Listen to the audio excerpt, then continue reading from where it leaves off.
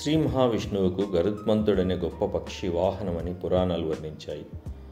తిరుమల శ్రీవారి బంగారు వాకిలికి ఎదురుగా ఉండే గరుడ మందిరంలోని 6 అడుగుల శిలామూర్తిది చూడచక్కని రూపం. బ్రహ్మోత్సవాలలో 5వ రోజున జరిగే గరుడోత్సవం ఎంతో ప్రధానమైనది. గరుత్మంతుడికి వైనతేయుడు, సుపర్ణుడనే పేర్లు ఉన్నాయి. కశ్యప మహర్షి ద్వారా వినతకు జన్మించాడు కాబట్టి వైనతేయుడు అన్నారు. గరుత్మంతుణ్ణి పురాణాలు కాలపురుషుడిగా పరిగణించాయి. ఉత్తరాయణము, దక్షిణాయనము, శుక్లపక్షము, కృష్ణపక్షము, పగలు, రాత్రి ఇలా కాలానికి చెందిన 2 విభాగాలను పురాణాలు ఆయన 2 రెక్కలుగా సంకేతించాయి. పురాణాల్లో గరుత్మంతుణ్ణి వేదాలు సుపర్ణుడిగా చెప్పాయి. ఇంద్రం మిత్రం వర్ణమగ్నిమహో రతో దివ్య ససుపర్ణో గరుత్మాన్ అంటూ వేదం వర్ణించింది. ఇంద్రాది దేవతలతో సమానంగా పెద్ద పీట వేసింది. ఆయన 2 రెక్కలను జ్యోతిర్విద్య, మోక్ష విద్యలుగా సూచించింది. శాస్త్ర విద్య, బ్రహ్మ విద్యలకు వాటిని ప్రతీకలుగా చెప్పింది.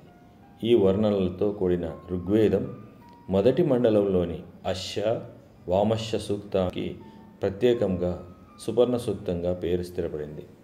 దీన్ని బట్టి వేదాలలో సుపర్ణుడికి గల ప్రాధాన్యాన్ని గ్రహించవచ్చు.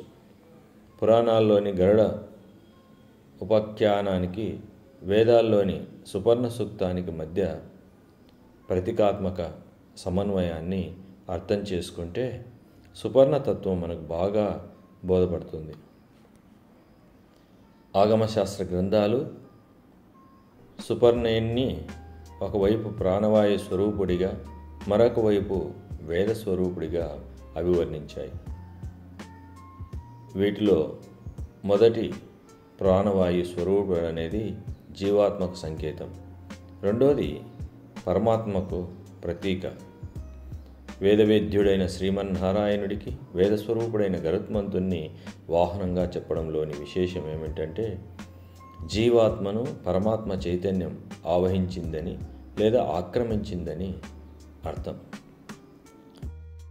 గరుత్మంతుడు కూర్చొని ఉన్నప్పుడు కుడికాలి పాదాన్ని నేలపై నిలిపి ఎడమ కాలిని మడిచి నేలకు ఆనించి చేతులు జోడించి నమస్కరిస్తున్న భంగిమలో ఉంటాడు.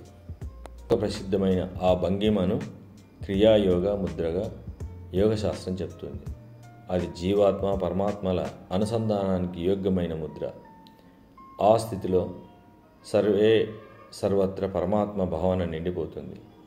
కాలాలు, లోకాలు వంటి పరిమితులు, సరిహద్దులు చెరిగిపోతాయి. కైవల్య స్థితి సిద్ధిస్తుంది. అలా పరమాత్మ స్వరూపాన్ని భావన చేసిన అన్నమయ్య దేశకాలాదులు చెరిగిపోయిన వైనాన్ని గమనించాడు.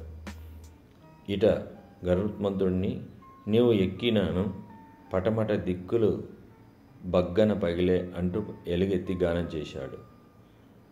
కేవల స్థితిలో చేసిన గానం అది. ఆ అనుభూతి పేరే కైవల్యం. గరుడ పంచమి నాడు సుపర్ణతత్వాన్ని ఆవాహన చేసుకుంటే అన్నమయ్యకు సిద్ధించిన కైవల్య స్థితి భక్తులకు దక్కుతుంది.